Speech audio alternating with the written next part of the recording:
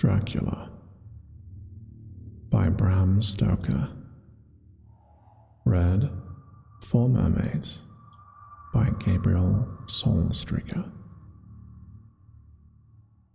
Chapter 22. Jonathan Harker's Journal. 3rd of October. As I must do something or go mad, I write this diary. It is now 6 o'clock, and we are to meet in the study in half an hour to take something to eat. For Dr. Van Helsing and Dr. Seward are agreed that if we do not eat, we cannot work our best. Our best will be, God knows, required today.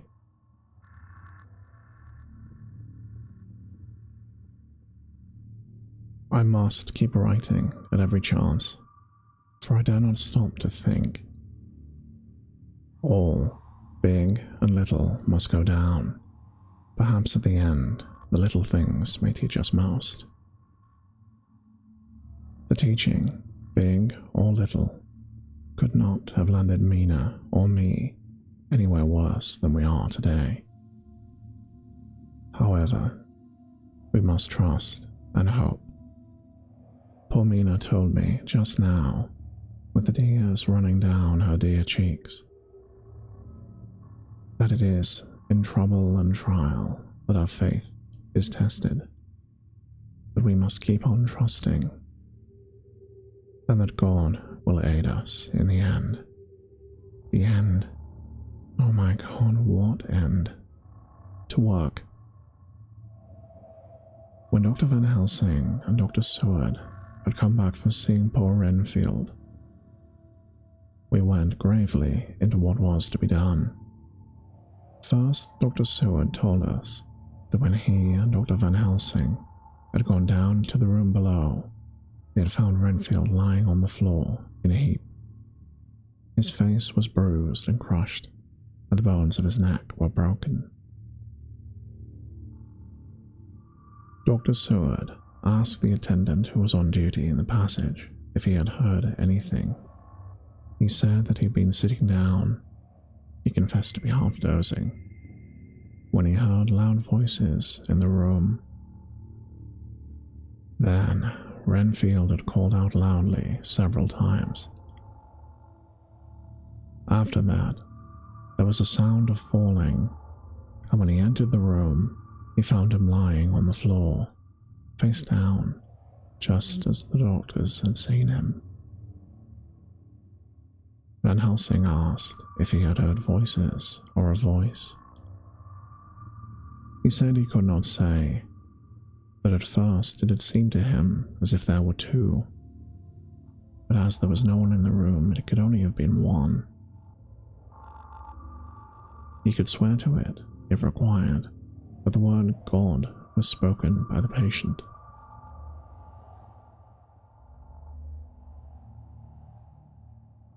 Dr. Seward said to us, when we were alone, that he did not wish to go into the matter. The question of an inquest had to be considered, and it would never do to put forward the truth, as no one would believe it.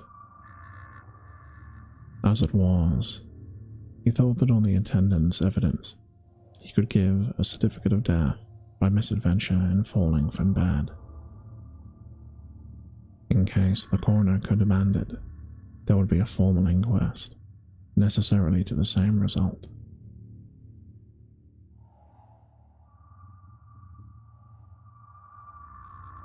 When the question began to be discussed on what should be our next step, the very first thing we decided was that Mina should be in full confidence, that nothing of any sort, no matter how painful, should be kept from her.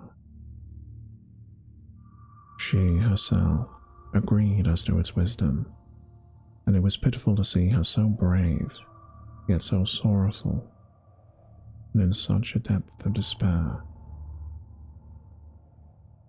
There must be no concealment, she said. Alas, we have had too much already. And besides, There is nothing in all the world that can give me more pain than I have already endured, than I suffer now. Whatever may happen, it must be of new hope or of new courage to me. Van Helsing looked at her fixedly as she spoke, and said, quietly, "But, dear Madam Mina, are you not afraid, not for yourself, but for others from yourself, after what has happened?" Her face grew set in lines, but her eyes shone with the devotion of a martyr as she answered, "No, for my mind is made up." "To what?" he asked gently, whilst we were all very still.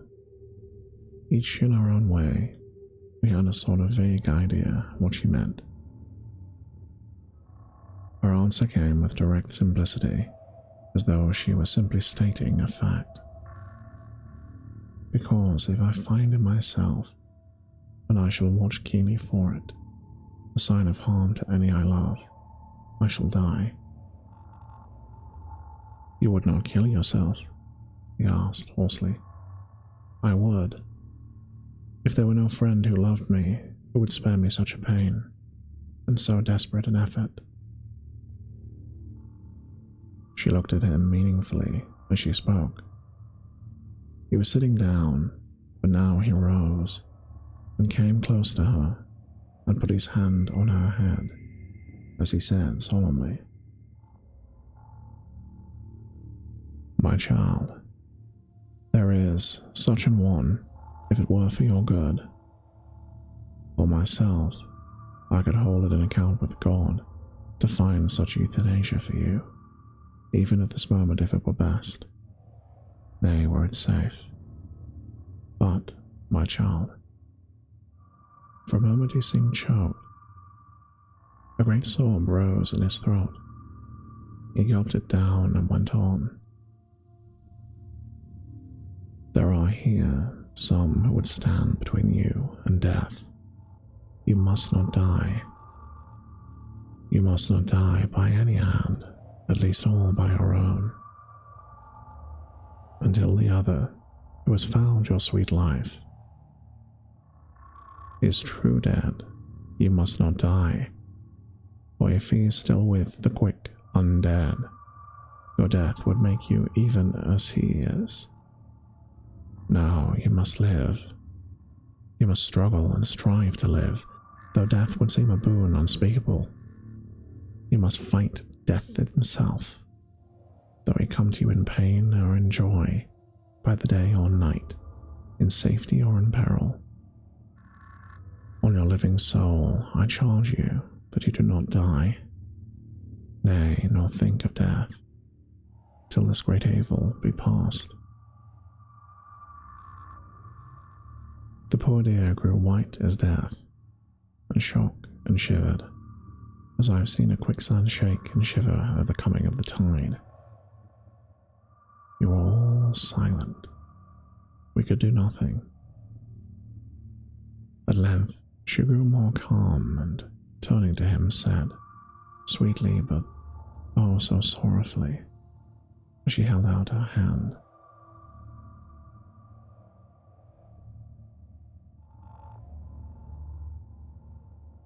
"I promise you, my dear friend, that if God would let me live, I shall strive to do so, till, if it may be in his good time, this horror may have passed away from me." She was so good and brave that we all felt our hearts were strengthened to work and endure for her, and we began to discuss what we were to do. I told her that she was to have all the papers in the safe, and all the papers and diaries and phonographs we might hereafter use, and was to keep the record as she had done before. She was pleased with the prospect of anything to do, if pleased could be used in connection with so grim an interest.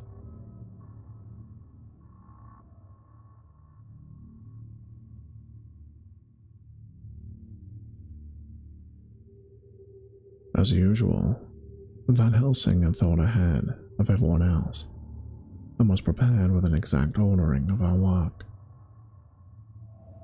"It is perhaps well," he said, "that our meeting after our visit to Carfax, we decided not to do anything with the earth boxes that lay there. Had we done so, the Count must have guessed our purpose, and would, doubtless, have taken measures in advance to frustrate such an effort with regard to the others. But now he does not know our intentions. Nay, more, in all probability, he does not know that such a power exists that can sterilize his lairs so that he cannot use them as of old. We are now so much further advanced in our knowledge as to their disposition that when we have examined the house in Piccadilly, we may track the last of them. Today, then, is ours, and in it rests our hope. The sun that rose on our sorrow this morning guards us in its course. Until it sets tonight, that monster must retain whatever form he now has. He is confined within the limitations of his earthly envelope. He cannot melt into thin air, nor disappear through cracks or chinks in crannies. If you go through a doorway, you must open the door like a mortal. And so we have this day to hunt out all his lairs and sterilize them. So we shall, if we have not yet catch him and destroy him, drive him to bay in some place where the catching and destroying shall be, in time, sure. Here I started up, for I could not contain myself at the thought of the minutes and seconds so preciously laden with Mina's life and happiness that were flying from us. Since, whilst we talked, action was impossible. But Van Helsing held up his hand warningly. "Nay, friend Jonathan," he said. "In this, the quickest way home is the longest way, so your proverbs say. We shall act and act with desperate quick when the time has come. But think, in all probable the key of the situation is in that house in Piccadilly. The Count may have many houses which he has bought. Of them he will have the deeds of purchase, keys and other things. He will have paper that he write on. He will have his book of checks. There are many belongings he must have somewhere. Why not in this place so central, so quiet, where you come and go by the front or back at all hour, where the very vast of the traffic there is none to notice? We shall go there and search that house, and when we learn what it holds, then we do what our friend Arthur called, in his phrases of hunt, stop the earths. And so we run down our old fox. Is it not so?" "Then let us come at once," I cried. "We are wasting the precious, precious time." The professor did not move, but simply said, "And how are we to get into that house in Piccadilly?" "Anyway," I cried. "We will break in if need be. And your police, where will they be? What will they say?" I was staggered. But I knew that if he wished to delay, he had a good reason for it. So I said, as quietly as I could, "Don't wait more than need be. You know, I'm sure, what torture I am in." "Ah, my child, I do. And indeed, there is no wish of me to add to your anguish. But just think, what can we do until all the world be at movement? Then will come our time. I have thought and thought. And it seems to me that the simplest way is the best of all. Now we wish to get into the house, but we have no key. Is it not so? I nodded.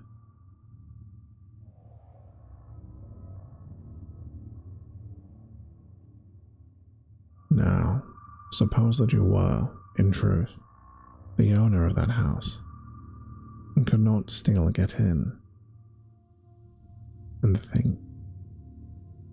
think, there was to you no conscience of the housebreaker. What would you do? I should get a respectable locksmith and set him to work to pick the lock for me. And your police, they would interfere, would they not? Oh no, not if they knew the man was properly employed. Then, he looked at me keenly as he spoke. All that is in doubt is the conscience of the employer and the belief of your policeman as to whether or no that employer has a good conscience or a bad one. Your police must indeed be zealous men and clever in reading the heart, but they trouble themselves in such matter. No, my friend Jonathan, you go take the lock off 100 empty house in this your London, or any city of the world, and if you do it as such things are rightly done, and at the time such things are rightly done, no one will interfere. I have read of a gentleman who owned so fine a house in London, and when he went for the months of summer to Switzerland and lock up his house, some burglar came and broke window and got in. Then he went, made open the shutters in front, walk out and in through the door before the very eyes of the police. Then he had an auction in that house, advertised it, put up a notice, and when the day came, he sold off by a great auctioneer all the goods of the man that owned them. Then he went to a builder, he sell him that house, making an agreement that he pull it down and take all away within a certain time. And your police offered authority, they helped him when they could. And when the owner came back from his holiday in Switzerland, he found only an empty hole where his house had been. This is all done en règle, and in our work we shall be en règle too. We shall not go so easily that the policemen, who have then little to think of, shall deem it strange. But we shall go after 10, when there are many about, and such things would be done were we indeed the owners of the house.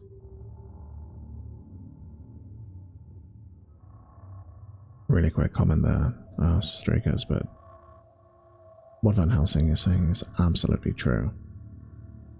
In truth, in the street, the best camouflage you can possibly wear is a high-vis jacket. Nobody questions somebody in a high-vis jacket. They just assume that you're supposed to be there.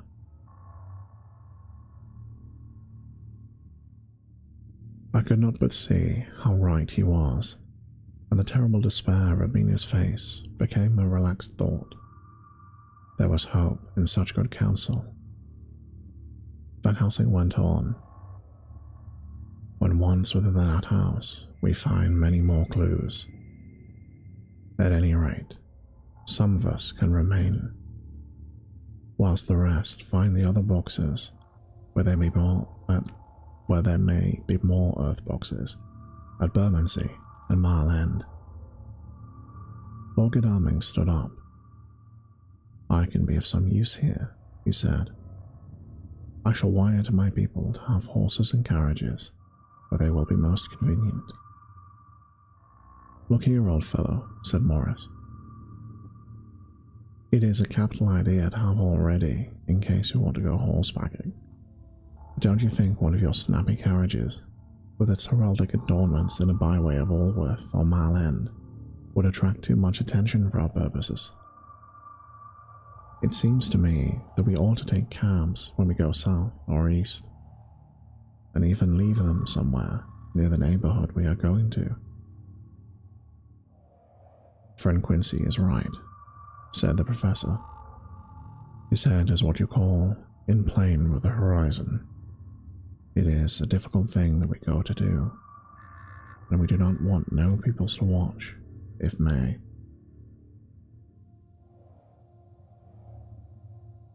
Mina took a growing interest in everything, and I was rejoiced to see that the exigency of affairs was helping her to forget, for a time, the terrible experience of the night. She was very, very pale, almost ghastly, and so thin her lips were drawn away, showing her teeth in somewhat prominence. I did not mention this last, lest it should give her needless pain, but it made my blood run cold in my veins to think of what occurred with poor Lucy when the Count had sucked her blood. Yet, as yet, there was no sign of the teeth growing sharper, but the time as yet was short, and there was time for fear.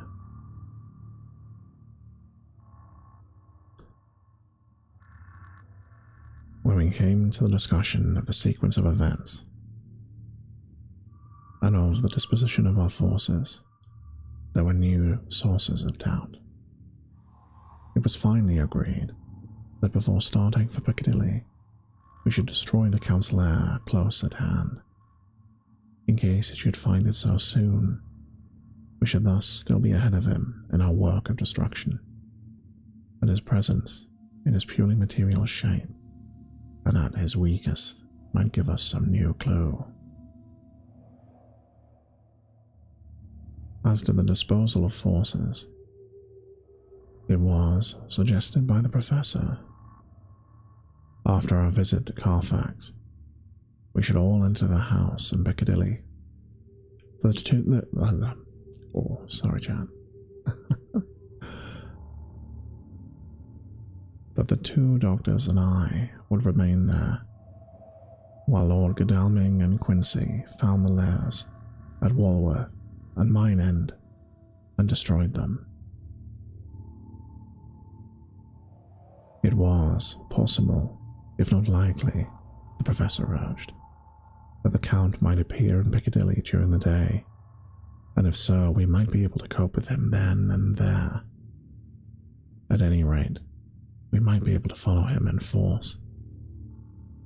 To this plan I strenuously objected, and so far as my going was concerned, for I said I intended to stay and protect Mina. I thought that my mind was made up on the subject, but Mina would not listen to my objection. She said that there might be some law matter in which I could be useful, that amongst the Count's papers might be some clue which I could understand out of my experience in Transylvania, and that, as it was, all the strength we could muster was required to cope with the Count's extraordinary power. I had to give in, for Mina's resolution was fixed, and she said that it was the last hope for her that we should all work together. As for me, she said, I have no fear. Things have been as bad as they can be, and whatever may happen must have in it some element of hope or comfort. Go, my husband. God can, if he wishes, guard me as well alone as with anyone present. I cried out, then in God's name let us calm at once, for we are losing time. The Count may come to Piccadilly earlier than we think. Not so, said Van Helsing, holding up his hand. But why? I asked. Do you forget? He said, with a smile. Last night he banqueted heavily, and will sleep late. Did I forget? Shall I ever? Can I ever? Can any of us ever forget the terrible scene? Nina struggled hard to keep a brave countenance, but the pain overmastered her. She put her hands before her face and shuddered while moaning. Van Helsing had not intended to recall her frightful experience. He had simply lost sight of her and her part in the affair in his intellectual effort. When it struck him what he had said, he was horrified at his thoughtlessness and tried to comfort her. "Oh, Madam Mina," he said, "dear Madam Mina, alas, that I of all who so reverence you would have said anything so forgetful. These stupid lips of mine and this old head do not deserve so, but you will forget it, will you not?" He bent low beside her as he spoke. She took his hand and looking at him through tears, said hoarsely,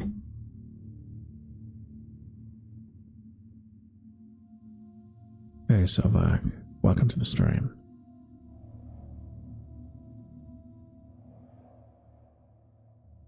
"No, I shall not forget, for it is well that I remember, and with it I have so much in memory of you that is sweet, that I take it all together. Now you must all be going soon. Breakfast is ready, and we must all eat that we may be strong."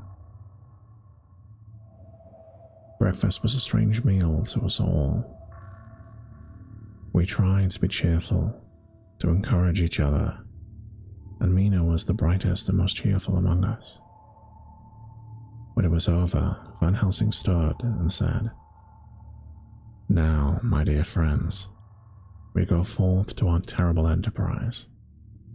Are we all armed, as we were on the night when we first visited our enemy's lair, armed against ghostly as well as carnal attack?"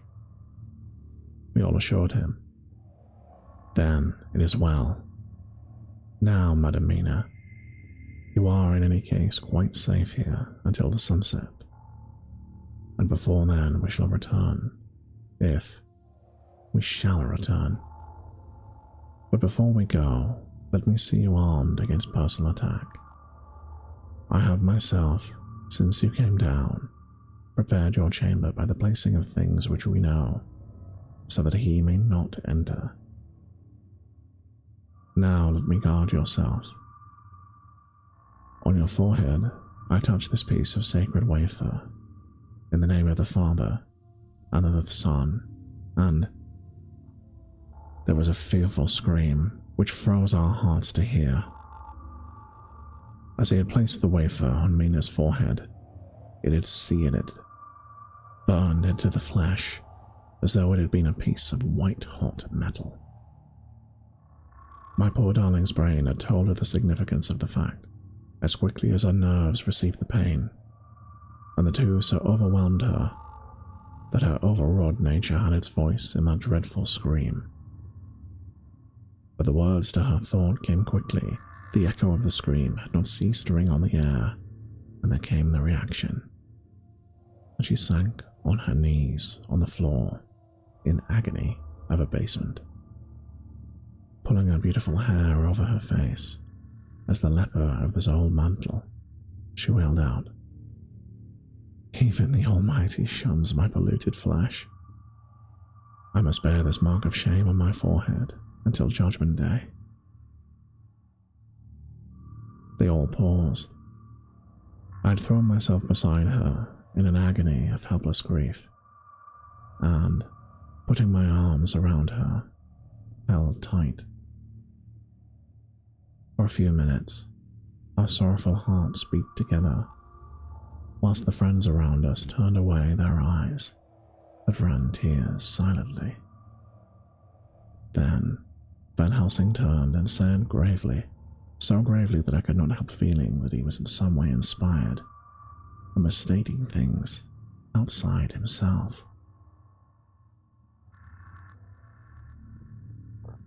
"It may be that you may have to bear that mark till God himself sees fit, as he most surely shall on Judgment Day redress all wrongs of the earth and of his children that he has placed thereon.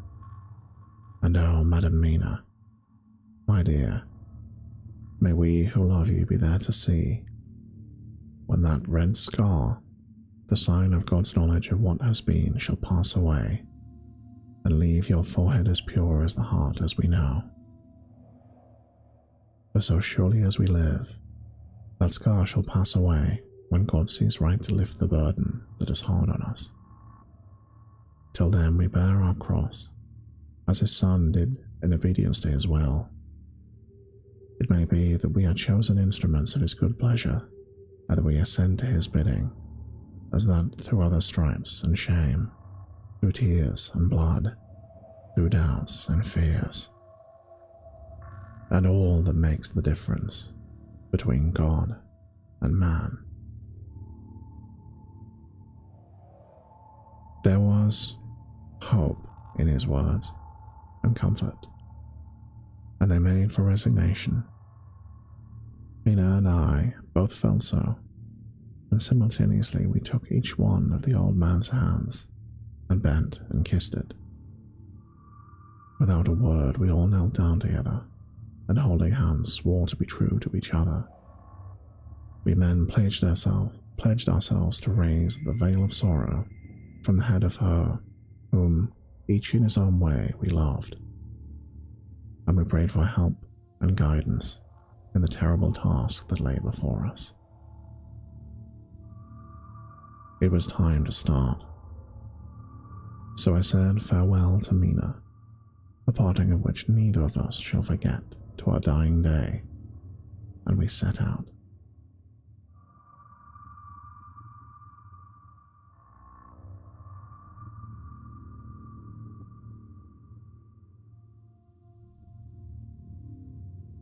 To one thing, I've made up my mind. If we find out that Mina must be a vampire in the end, then she shall not go into unknown and terrible land alone. I suppose it is thus. In old times one vampire meant many, just as their hideous bodies could only rest in sacred earth. So the holiest love was the recruiting sergeant for their ghastly ranks. We entered Carfax without trouble and found all things the same as on the first occasion. It was hard to believe that amongst so prosaic surroundings of neglect and dust and decay, there was any ground for such fear as we already knew. Had our minds not been made up, and had there not been terrible memories to spur us on, we could hardly have proceeded with our task. We found no papers or any sign of use in the house, and in the old chapel the great boxes looked just as we had seen them last. Dr. Van Helsing said to us solemnly as we stood before them, "And now, my friends, we have a duty here to do. We must sterilize this earth, so sacred of holy memories, that he is brought from a far distant land for such fell use. He has chosen this earth because it was holy. Thus, we defeat him with his own weapon, or we make it more holy still. It was sanctified to such use of man, and now we sanctify it to God." As he spoke, he took from his bag a screwdriver and a wrench, and very soon the top of one of the cases was thrown open. The earth smelled musty and close. We did not somehow seem to mind, for our attention was concentrated on the professor. Taking from his box a piece of the sacred wafer, he laid it reverently on the earth, and then, shutting down the lid, began to screw it home, and we aided him as he worked. One by one, we treated in the same way each of the great boxes, and left them as we had found all in appearance, but in each was a portion of the host. When we closed the door behind us, the professor said solemnly, "So much is already done." Sorry. Okay. So much is already done. If it may be that with all the others, we can be so successful, then the sunset of this evening may shine on Madam Mina's forehead, all white as ivory and with no stain. As we passed across the lawn on our way to the station to catch our train, we could see the front of the asylum. I looked eagerly, and in the window of my own room saw Mina. I waved to her and nodded to tell her that our work was successfully accomplished. She nodded in reply to show that she understood. Last I saw, she was waving her hand in farewell. It was with a heavy heart that we sought the station and caught the train, which was steaming in as we reached the platform. I've ridden this on the train.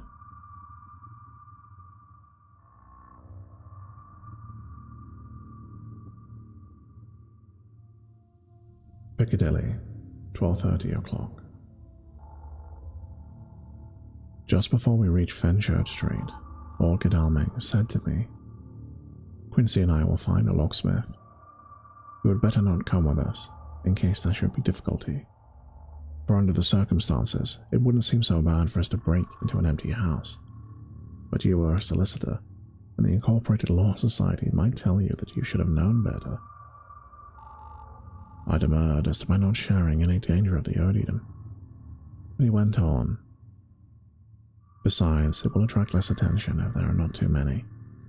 My title will make it right with the locksmith and any policeman that may come along. You had better go with Jack and the professor and stay in the Green Park, somewhere in sight of the house. And when you see the door opened and the smith has gone, do you all come across. We shall be on the lookout for you and let you in." "The advice is good," said Van Helsing, so we said no more. Godalming and Morris hurried off in a cab, and we followed in another. At the corner of Arlington Street, our contingent got out and strolled into Green Park. My heart beat as I saw the house, on which so much of our hope was centered, looming up grim and silent in its deserted condition, amongst its more lively and spruce-looking neighbors. We sat down on a bench within good view and began to smoke cigars so as to attract little attention. The minutes seemed to pass with leaden feet as we waited for the others. At length, we saw a four-wheeler drive up.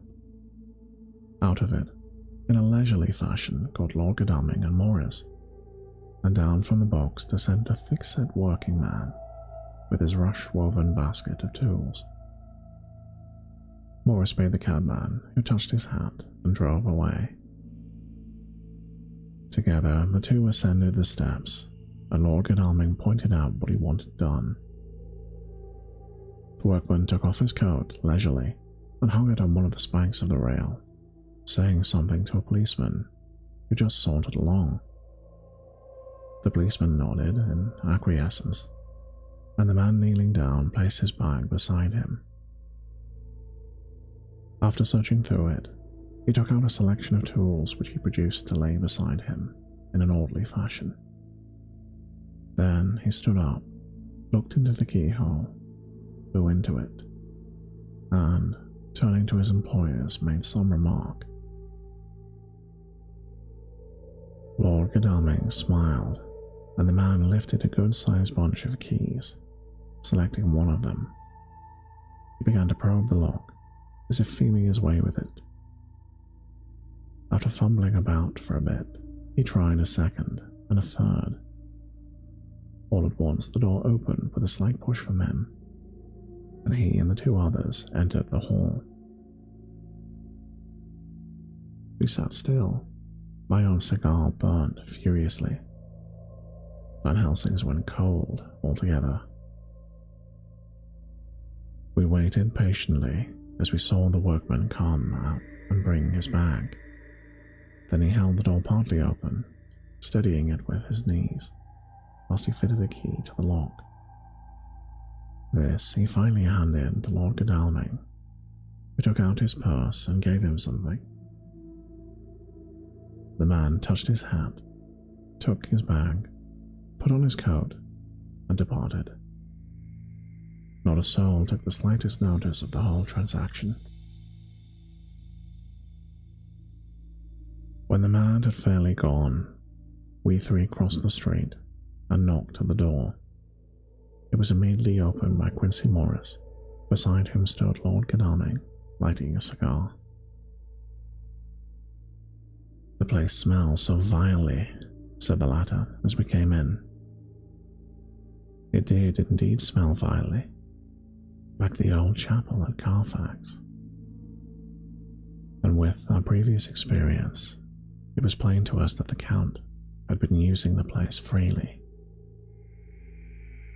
We moved to explore the house, all keeping together in case of attack, for we knew we had a strong and wily enemy to deal with. And as yet, we did not know whether the Count might not be in the house.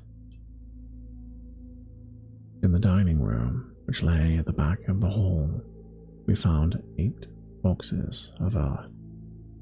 8 boxes, only out of the 9 which we sought. Our work was not over, and would never be until we should have found the missing box. First, we opened the shutters of the window, which looked out across a narrow, stone-flagged yard, with the blank face of a stable, pointed to look like the front of a miniature house. There were no windows in it, so we were not afraid of being overlooked. We did not lose any time in examining the chests. With the tools we had brought with us, we opened them one by one and treated them as we had treated those of the old chapel. It was evident to us the Count was not present in this house, and we proceeded to search for any of his effects. After a cursory glance at the rest of the rooms, from basement to attic, we came to the conclusion that the dining room contained any effects which might belong to the Count, and we proceeded to examine them. They lay in a sort of orderly disorder on the great dining room table. There were title deeds of the Piccadilly house in a great bundle, deeds of the purchases of the houses at Mile End and Bermondsey, notepaper, envelopes, pens and ink. All were covered up in a thin wrapping paper to keep them from the dust. There was also a clothes brush, a brush and a comb, jug and basin, the latter containing dirty water which was reddened as if with blood. Last of all was a little heap of keys of all sorts of sizes, probably those belonging to the other houses. When we had examined this last find, Lord Godalming and Quincy Morris, taking accurate notes of the various addresses of the houses in the east and south, took with them the keys in a great bunch, and set out to destroy the boxes in these places. The rest of us are, with what patience we can, waiting their return, or the coming of the Count. And thus concludes chapter 22.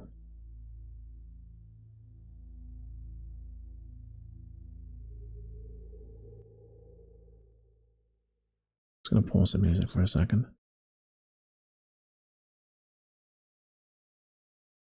So I'm just going to talk a little bit about what's going on this month and why I'm reading Dracula. It's a bit of an unusual thing for Twitch.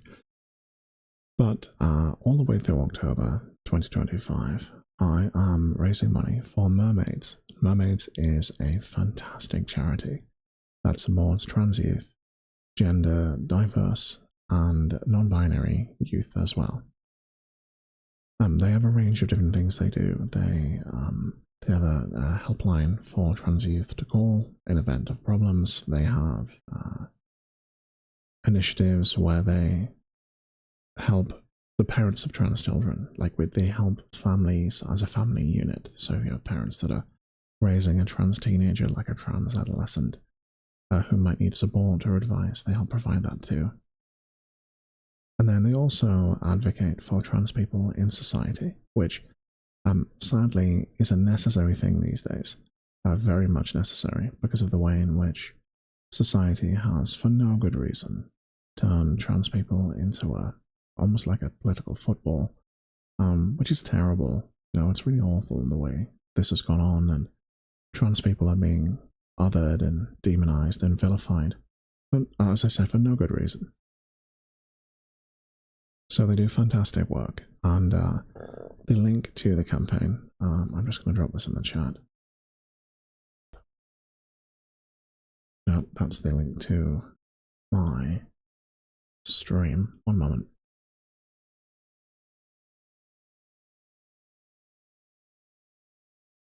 Let's see. I have a bookmark here. There.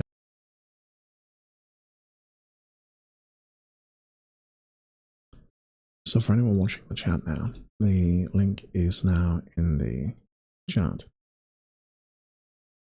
If you're watching on the phones, then it will be in the description. I think it's down there. It will go somewhere, and you can check that out. And it will take you to Tiltify, which will explain more about the campaign and the awesome work that mermaids do. So if you're fortunate enough to be able to donate, then please do. It's very much one of those things where every pound, every penny makes a difference. So even if it's just a couple of bucks or a couple of pounds, mermaids will appreciate that. They've already been in touch about the £110 that we've raised, and I've been very thankful. So that's wonderful. Also, a very quick note, because somebody reached out to me about this. You'll see in the campaign that there is a target of £1,000. It's not like Kickstarter. We don't have to raise £1,000 for them to receive the money. They'll receive all the donations that you give. It's just that when you create a Tiltify campaign, you have to give a number. You have to set a target. And I said £1,000 just because it was a nice round number. It wasn't for any particular reason. So don't worry. They're not going to receive the money if we don't raise £890 in the next few days. So don't worry about that. If you want to donate, they'll receive the money. And with that, if you're fortunate enough to be in that position, thank you for your donation. That would be awesome. If not, if you know anyone that you think would be interested in that cause, please forward the campaign onto them. And if you don't know anyone and you're just watching, then thank you for being here. And you're helping in your own way, because just by being here, you're pushing this up the algorithm, and hopefully then it will reach more people, and those people might see the campaign and they might donate. So whether you are donating or sharing, or just watching, in advance, on behalf of mermaids, thank you.